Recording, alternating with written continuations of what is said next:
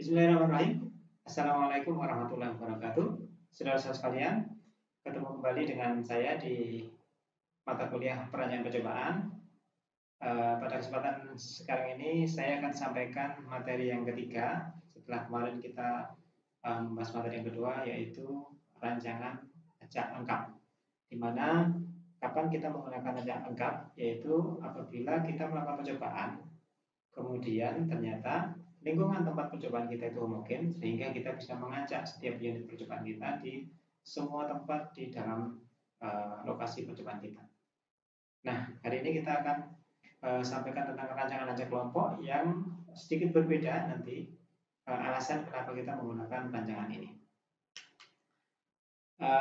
Rancangan acak kelompok atau sering disingkat dengan RAK, bahasa asingnya adalah Randomized Complete Block Design atau disingkat sebagai RCBD. Jadi nanti kalau Anda membuka referensi berbahasa Inggris, kalau mendapatkan istilah ini jangan bingung ya. Jadi RCBD atau Randomized Complete Block Design itu adalah sama dengan RAK. Baik, saya akan mulai dengan gambaran umumnya. Tadi sudah saya sampaikan tentang RAL. Jadi ada kalanya lingkungan tempat percobaan kita itu tidaklah homogen seperti percobaan yang kita lakukan di RAL kemarin. Sehingga dengan kondisi yang seperti itu, maka kita tidak mungkin lagi mengacak semua unit percobaan itu di dalam seluruh tempat percobaan kita, karena nanti datanya tidak akan representatif. Terus contohnya apa? Contohnya bagaimana? Misalnya kita melakukan percobaan di suatu lahan ya, lahan ini. Kemudian lahan kita itu ternyata sebelahnya itu ada saluran irigasi atau sungai misalnya. Nah, logika biologi kita mengatakan bahwa tentu saja pada daerah-daerah yang lebih dekat dengan aliran sungai ini, maka dia akan cenderung lebih subur. Kenapa? Karena dia lebih dekat dengan air. Sementara tanaman itu sangat membutuhkan air. Sehingga kalau kita acak secara lengkap di dalam peta itu, maka nanti akan tidak terjadi ketidakseimbangan antara daerah yang dekat dengan aliran irigasi dan yang jauh. Nah, jika kondisi seperti ini, maka tentu saja pengacakan tidak boleh dilakukan pada seluruh lokasi, sehingga RAL tentu saja otomatis tidak bisa dilakukan. Terus bagaimana solusinya? Nah, solusinya adalah yang pertama, kita membuat perlakuan sedemikian rupa sehingga perlakuan itu nanti akan mendapatkan lingkungan kecil yang lebih seragam. Caranya bagaimana? Yaitu kita membuat perlakuan diatur dalam kelompok yang lebih kecil. Sering kelompok kecil itu disebut sebagai blok. Makanya percobaannya tadi disebut sebagai rancangan acak kelompok atau RCBD tadi, Randomized Complete Block Design. Nantinya pada rancangannya, blok atau kelompok kecil ini digunakan sebagai ulangan, sebagaimana yang kita lakukan di dalam RAL. Kondisi blok, bagaimana kita membuat blok kecil itu, kita usahakan sedemikian rupa sehingga homogen di dalam satu blok kecil itu. Nah, selanjutnya, pengacakan baru kita bisa lakukan, yaitu pengacakan dilakukan dalam masing-masing blok kecil tersebut. Cara pengacakannya sama dengan yang kemarin sudah kita sampaikan di RAL, hanya dilakukan di setiap blok-blok kecil yang sudah kita buat tadi. Oke. Nah, lalu bagaimana caranya kita membuat blok? Caranya adalah kalau posisinya sebagai contoh seperti itu, ya, maka bloknya kita buat dengan arah seperti itu. Pembuatan ulangan atau blok itu mengikuti arah gradien lingkungannya. Kalau dalam gambar itu yang sebelah atas itu adalah saluran airnya, kemudian kelompok-kelompok ini, ya, kita buat seperti itu, tegak lurus dengan arah yang penyebab gradiennya, ya, sehingga kita bisa melogikanya ya, kelompok satu itu kondisinya relatif seragam dipandang dari sisi kedekatannya dengan saluran irigasi, karena dia jaraknya dengan saluran irigasi sama. Kelompok dua juga demikian, unit-unit pelakuan yang nanti kita tempatkan pada kelompok yang sama cenderung akan mempunyai kondisi lingkungan yang lebih seragam. Demikian seterusnya kelompok 3 dan kelompok 4. Oke.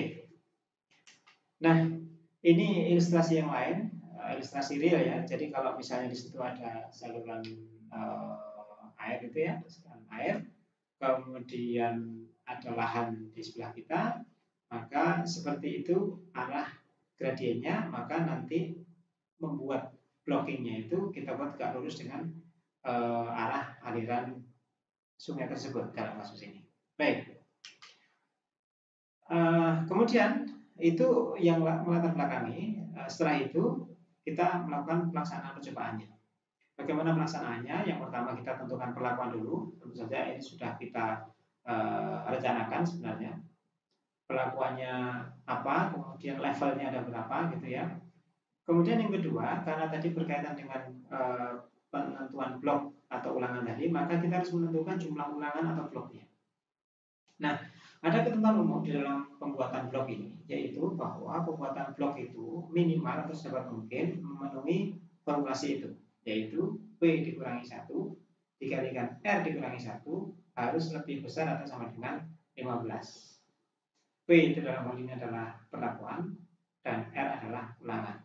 Coba mari kita coba sekarang. Kalau seandainya kita punya 4 ulangan, punya 4 level perlakuan. Jadi berapa ulangan yang harus kita buat? Kita punya P sama dengan 4, berarti 4 min 1 sama dengan 3. 3 kali berapa agar hasilnya sama atau lebih besar dari 15? 3 kali berapa berarti? Kali 5 ya. 3 kali 5 berarti di situ R-1 harus sama dengan 5 kan?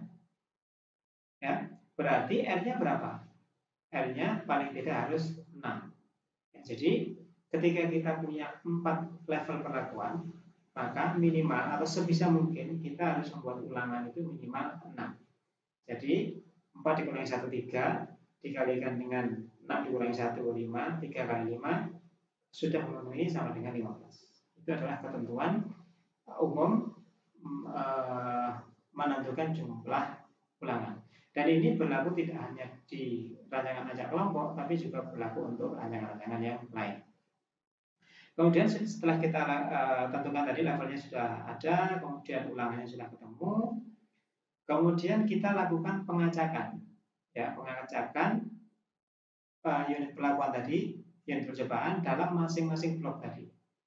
Dalam masing-masing blok. Jadi ketika misalnya kita punya 4 level, ya 4 level itu kita acak di dalam blok kecil tadi.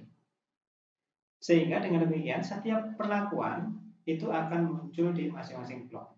Tidak mungkin ada 2 perlakuan yang sama muncul di satu blok. Ya, oke. Oke, kita lanjutkan dengan model matematika dari RAK atau rancangan acak kelompok.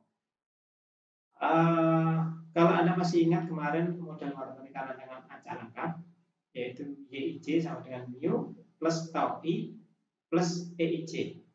Ya, jadi hasil pengamatan suatu titik itu sebenarnya sama dengan rata umumnya ditambah dengan pengaruh perlakuan plus garat atau error.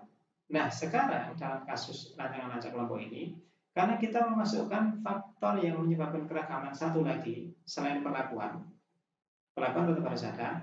Satu lagi yaitu apa tadi? Blok. Karena kita menduga tadi bahwa kemungkinan di antara blok itu ada perbedaan juga, maka kita harus memasukkan sumber keragaman satu lagi. Dalam hal ini adalah blok. Dalam rumus matematika ini, model matematika ini direpresentasikan sebagai itu beta, beta C.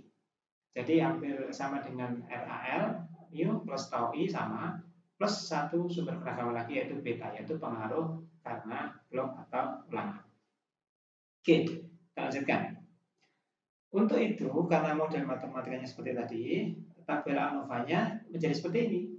Saya ingatkan sekali lagi bahwa Anda harus sudah di luar kepala ya tabel ANOVA ini. Ingat bahwa baris pertama itu sama komponennya. Ada sumber keragaman, ada derajat bebas, ada jumlah kuadrat, ada kuadrat tengah, ada efektif dan ada F tabel. Semuanya sama untuk rancangan, untuk semua rancangan. Nanti yang berbeda adalah di sumber keragamannya. Kalau di RAL kemarin sumber keragamannya hanya satu, yaitu perlakuan. Nah, di dalam RAK ini karena kita menambahkan satu lagi tadi sumber keragaman yaitu ulangan, maka kita masukkan di situ. Sumber keragamannya selain perlakuan ada ulangan. Kalau galat dan total selalu otomatis muncul. Ya. Jadi kita lihat di situ, di sumber keragamannya ada ulangan, ada perlakuan, galat, dan total. Itu adalah tabel ANOVA-nya. Kemudian bagaimana menghitung derajat bebasnya? Hampir sama dengan kemarin juga. Derajat bebasnya untuk ulangan adalah ulangan dikurangi 1, perlakuan dikurangi 1, kemudian totalnya adalah perlakuan kali ulangan dikurangi 1, galatnya ulangan dikurangi 1 dikalikan perlakuan dikurangi 1. Atau biasanya kalau kita menghitung sudah menganalisis, tinggal derajat bebas total dikurangi dengan derajat bebas ulangan dan derajat bebas perlakuan. JK-nya seperti itu. Nanti kita akan mencoba menghitungnya. Kemudian KT sama dengan rumusnya kemarin. KT itu adalah JK dibagi dengan DP-nya, DP yang bersangkutan. F hitung juga sama, ya. Kuadrat tengah dibagi dengan kuadrat tengah galatnya. Kalau F hitung untuk ulangan berarti kuadrat tengah ulangan dibagi dengan kuadrat tengah galat. Untuk F hitung perlakuan berarti kuadrat tengah perlakuan dibagi dengan kuadrat tengah galat. Oke. F tabel sama caranya dengan ketika kita mencari di rancangan acak lengkap kemarin. Oke, kita coba sekarang mengerjakan sebuah contoh. Misalnya ada sebuah percobaan, yaitu pengujian 6 varietas tomat yang diulang 4 kali. Ya, misalnya varietasnya adalah V1, V2, V3, V4, dan V5, V6. V1, V2, V3, V4, V5, V6. Ya, ada 6 varietas. Setelah dilakukan pengajakan, saya tidak akan mengulangi lagi caranya mengajak ini. Anda bisa contoh cara yang sudah disampaikan di RA kemarin, hanya pengajakannya ingat dilakukan di setiap ulangan. Maka misalnya kita sudah melakukan pengajakan, hasilnya misalnya seperti itu, Anda lihat ya. Di ulangan pertama, V1 ternyata hasilnya V1, V4, V3, V6, V2, V5. Enggak ada yang sama di situ varietasnya. Ya. Ulangan kedua juga gitu, V6, V1, V4, V3, V5, V2. Enggak ada yang sama. Karena memang diacak di setiap ulangan. Dan seterusnya. Gitu ya. Oke. Kemudian setelah itu apa yang kita lakukan? Yang pertama adalah kita menghitung jumlah kuadrat nanti, ya, jumlah kuadrat.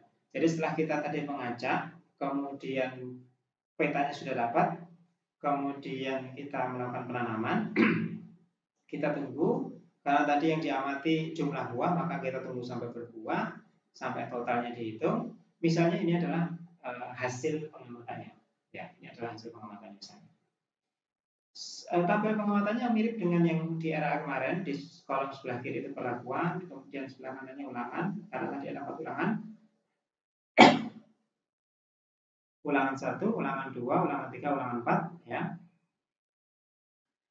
Ini adalah tabel pengamatannya. Kemudian apa setelah itu yang kita lakukan? Kita lihat. Langkah pertama yang kita lakukan adalah menghitung total perlakuan. Sama persis dengan yang kemarin kita lakukan di RAL. Kita jumlahkan ya, di sana sudah ketemu angka 106, 89, 117 dan seterusnya itu. 106 itu adalah hasil dari penjumlahan 22,32, 28,02, 27,37 dan 28,47. Jumlahkan. Nanti silahkan dicek ya. Mudah-mudahan tidak ada yang keliru dari perhitungan ini. Kemudian nanti kita juga perlu menghitung total, ya, total seluruh data ini. Dalam hal ini yaitu angka 664. Itu nanti kita perlukan. Oke, setelah itu apa yang kita lakukan? Kalau di RAL kemarin kita kan cukup menghitung total perlakuan ini. Tetapi ini salah satu bedanya dengan RAK nanti ya. Di RAK kita melakukan satu perhitungan lagi, yaitu kita harus menjumlahkan ulangan. Jadi ulangan 1 kita total, ulangan 2 kita total, ulangan 3 kita total, ulangan 4 kita total. Dalam hal ini contohnya adalah yang 174, 162, 164 dan 161. 174 itu asalnya dari 22,32 ditambah 19,10, 26,92 tambah 27,32 ditambah 38,77 dan ditambah 40,32 dan seterusnya. Oke, setelah kita punya data ini, data tadi sudah kita dapat, kemudian kita menghitung totalnya. Apa langkah selanjutnya? Yaitu kita melengkapi tabel ANOVA tadi. Ya, tentu saja derajat bebas kita hitung. Tadi rumusnya sudah disampaikan. Anda tinggal menghitung, hitungannya sederhana. Ya, yang perlu kita lakukan selanjutnya adalah menghitung jumlah kuadrat. Tapi ingat, sebelum kita menghitung jumlah kuadrat, seperti yang di RA kemarin, kita pertama kali harus menghitung apa yang disebut sebagai faktor koreksi. Caranya juga sama, ya. Faktor koreksi adalah total seluruh data tadi dikuadratkan dibagi dengan jumlah seluruh data. Ya, jumlah seluruh datanya tadi kan ada 6 ulangan, 4 perlakuan, berarti ada berapa? 24. Ya. Tadi totalnya kita lihat 664,02, ya. Jadi FK-nya 664,02 kuadrat dibagi dengan 24 sama dengan 18381,8. Oke. Angka ini nanti mau kita gunakan sebagai pengurang untuk menghitung jumlah kuadrat. Jumlah kuadrat total sekarang. JKT itu jumlah kuadrat total, ya. Terkoreksi, maksudnya sudah dikurangi dengan faktor koreksi. Adalah kita lihat angkanya di situ. 22,32 kuadrat. 28,02 kuadrat dan seterusnya sampai 22,59 kuadrat. Nah, saya sudah memberi tanda di situ dengan warna. Warna itu maksudnya nanti merujuk ke data yang tadi. Kita ingat-ingat ya, 22,32, 28,02. 22,32, 28,02, yang terakhir tadi adalah 22,59. Maksudnya yang dikuadratkan dan dijumlahkan adalah angka-angka itu untuk menghitung jumlah kuadrat total. Kita lihat lagi. Jumlah kuadrat total, jumlah masing-masing data tadi dikuadratkan, kemudian dijumlahkan, dikurangi dengan faktor koreksi. Hasilnya adalah seperti itu. Ya, 746,847. Sudah dapat satu, langsung aja kita masukkan di tabel ANOVA tadi. Jadi saran saya begini, ketika Anda melakukan analisis ragam, ketika Anda sudah punya datanya, buat dulu tabel ANOVA-nya. Kolom-kolom tabel ANOVA-nya dibuat. Baru Anda melakukan penghitungan. Ketika dapat satu angka, masukkan. Dapat satu angka, masukkan. Kenapa begitu? Agar nanti tidak ada yang terlewat, gitu ya.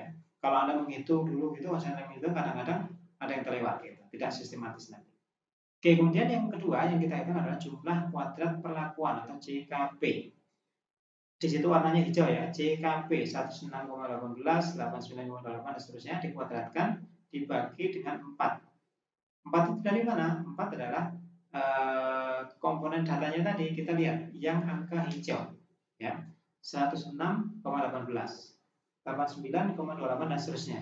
Kenapa dibagi 4? Ya karena 106 itu sebenarnya kan penjumlahan dari 4 bilangan, 22,32, 28,02, 27,37 dan 28,47.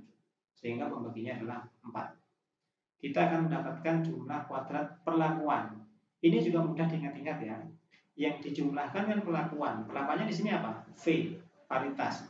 V1 dijumlah, V2 dijumlah, V3 dijumlah dan seterusnya. Itulah jumlah kuadrat perlakuan. Jadi Anda jangan sampai terbalik nanti jumlah kuadrat ulangan dengan jumlah kuadrat perlakuan. Kita lanjutkan. Setelah dikuadratkan dan dijumlahkan dibagi 4 tadi, kemudian dikurangi dengan faktor koreksi. Faktor koreksi sudah kita dapat, maka kita dapatkan hasil penghitungannya adalah 339,155. Masukkan ke tabel ANOVA. Oke, ya. Oke. Kemudian ini bedanya dengan yang rancangan acak lengkap. Kita harus menghitung jumlah kuadrat ulangan. Kalau dulu di RA nggak ada. Jumlah kuadrat ulangan gimana caranya menghitungnya? Persis dengan yang menghitung JKP tadi, hanya yang kita jumlahkan adalah yang total ulangannya. Lihat di situ warnanya yang coba 174 terus sampai 161, ya, kita lihat 174 sampai 161. Pembaginya berapa? Pembaginya karena angka 174 itu sebenarnya adalah merupakan penjumlahan dari 6 data, yaitu 22, 19, 26 itu, maka pembaginya nanti adalah 6, di mana 6 ini adalah jumlah perlakuannya. Kita lihat, dikuadratkan, dijumlahkan, di total, dibagi 6, jangan lupa dikurangi dengan faktor koreksi. Setelah dihitung, maka kita akan menemukan angka 717,6303. Masukkan ke tabel ANOVA. Sudah, sebenarnya Ketika Anda sudah selesai menghitung jumlah kuadrat ini, maka sudah tidak ada hitung-hitungan yang rumit lagi. Ya, karena selanjutnya sederhana perhitungannya. Kita lanjutkan. Nah, tadi angka-angkanya sudah kita masukkan. DP tadi dengan rumus tadi ya, karena ulangannya ada 4, maka DP-nya 3, perlakuannya ada 6, maka DP perlakuan ada 5. Totalnya karena ada ulangannya 4, perlakuannya 6, 4 kali 6 sama dengan 24, dikurangi 1, 23. DP galatnya 23, dikurangi 5, dikurangi 3, maka 15. Anda harus cek itu ya, jangan sampai jumlah yang paling bawah total itu tidak sama nanti. Karena kalau tidak sama berarti salah, ya. Kemudian JK ini Anda dapatkan dari penghitungan tadi ya, JK-nya ini dari penghitungan tadi sudah Anda dapatkan, sudah Anda masukkan tadi. Kemudian bagaimana menghitung KT? Sama dengan yang kemarin. KT itu adalah JK dibagi dengan DP-nya. Gampang, tinggal dihitung 17,630 dibagi 3, 339,155 dibagi 5 dan seterusnya. Maka akan ketemu angka-angka itu. Ya, akan ketemu angka-angka itu. Kemudian selanjutnya apa? Selanjutnya kita harus menghitung F hitung. Masih ingat rumusnya tadi? Ya, F hitung itu rumusnya adalah kuadrat tengah dibagi dengan kuadrat tengah apa yang mau kita hitung, misalnya kuadrat tengah ulangan, berarti F hitung ulangan, maka kita harus membagi kuadrat tengah ulangan dengan kuadrat tengah galatnya. Kalau kita mau menghitung F hitung perlakuan, maka kita membagi antara kuadrat tengah perlakuan dengan kuadrat tengah galatnya. Maka akan ketemu angka-angka ini. Kita sudah temukan F hitung untuk ulangan adalah 0,22, F hitung untuk perlakuan 2,61. Apa langkah selanjutnya atau pekerjaan kita selanjutnya? Yaitu adalah mencari nilai F tabel.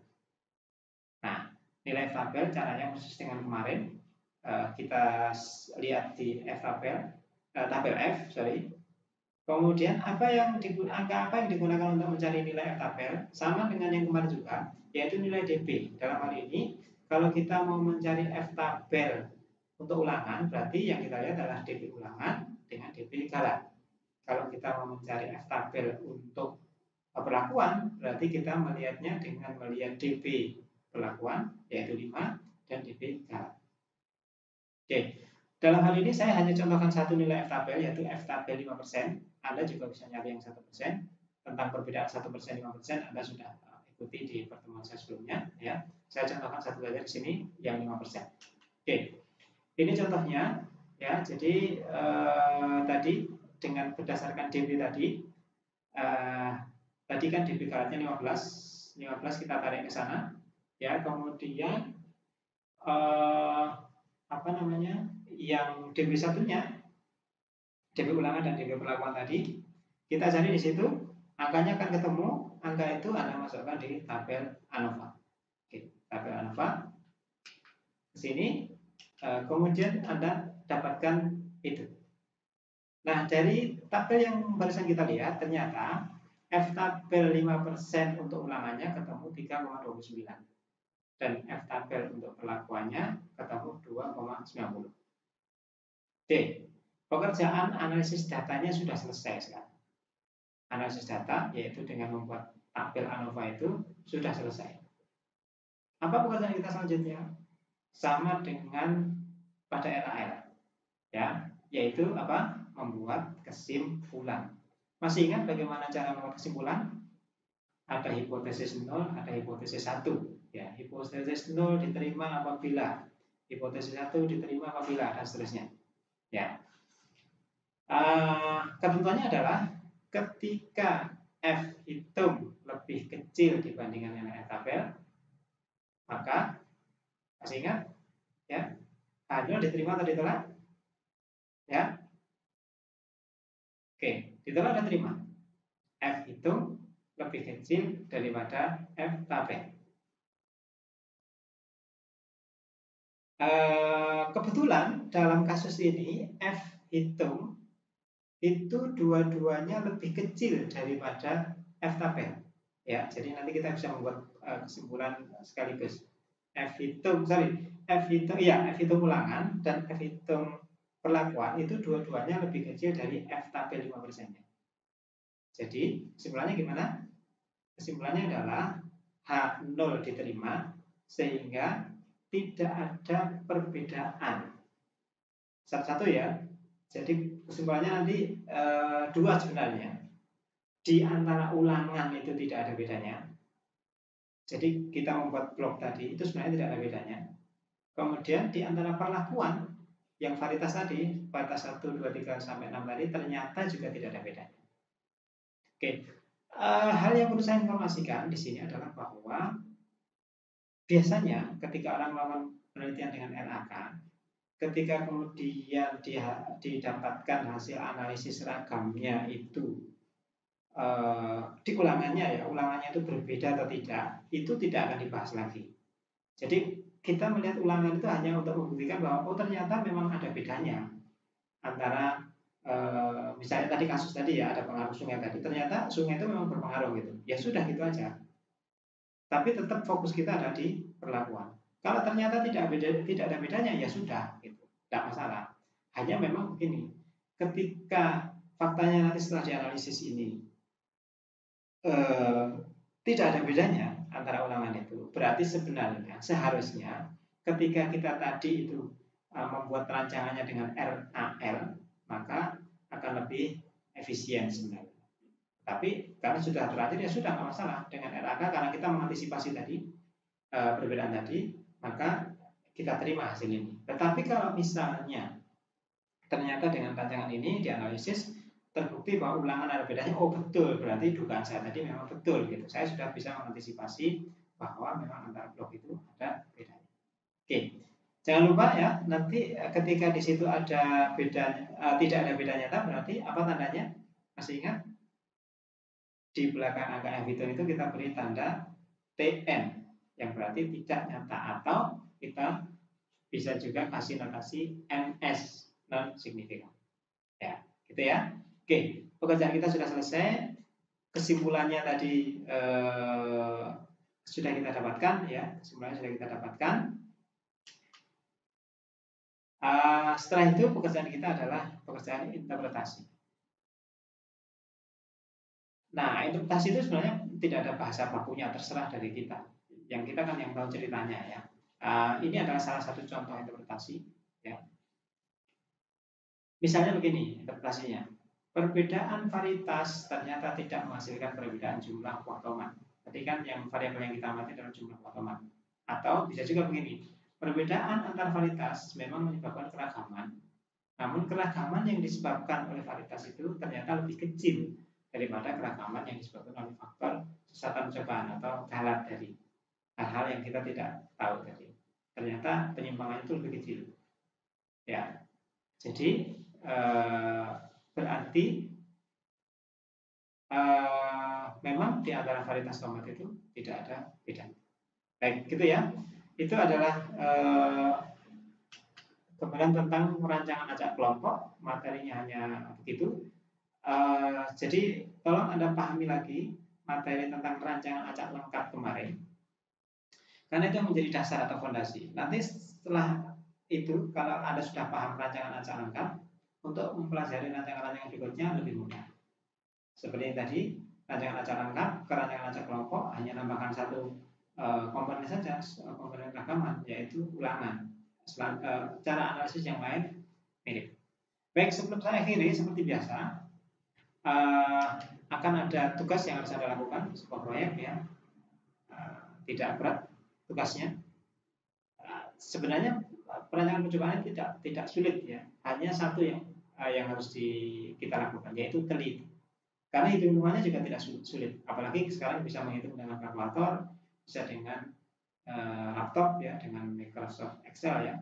Maka pekerjaan menghitung itu sebenarnya tidak berat, hanya Anda harus teliti, karena itu kan dikerjakan harus secara runut. Ketika Anda salah di awal, maka bawahnya akan salah semua gitu. Sehingga harus teliti. Oke, ini proyeknya. Kalau Anda amati di lingkungan Anda, kemudian buatlah sebuah rencana penelitian imajiner ya, dengan menggunakan RAK. Jadi memang Anda cari yang kira-kira kasus yang kira-kira dia harus menggunakan RAK. gitu ya. Anda beri latar belakang kenapa harus pakai RAK nanti. Ya. Kemudian setelah itu Anda coba tentukan sendiri jumlah ulangannya berapa, kemudian jumlah pelakuannya berapa, gitu levelnya ya. Kemudian ceritanya dapat sendiri pokoknya. Kemudian Anda coba membuat datanya. Data boleh Anda ambil dari literatur juga boleh, Anda karang sendiri juga boleh gitu ya. Kemudian setelah itu Anda coba lakukan analisis seragam seperti yang tadi sudah kita ajarkan. Seragam, tidak cukup sampai situ, Anda harus membuat kesimpulannya dan membuat interpretasi. Oke, kalau tadi Anda ikuti, nanti kalau sambil mengerjakan Anda sambil melihat materi ini juga bisa di pause gitu ya, kemudian mengerjakan ini caranya begini gitu. Nanti akan bisa. Saya yakin pekerjaan ini tidak akan memakan waktu lebih dari 1 jam. Ya. Kalau Anda kerjakan dengan tekun, Anda tidak akan memakan waktu lebih dari 1 jam untuk mengerjakan pekerjaan ini. Baik. Itu yang saya sampaikan hari ini. Mudah-mudahan kita bisa ketemu lagi di pertemuan yang akan datang. Pertemuan yang akan datang kita akan bahas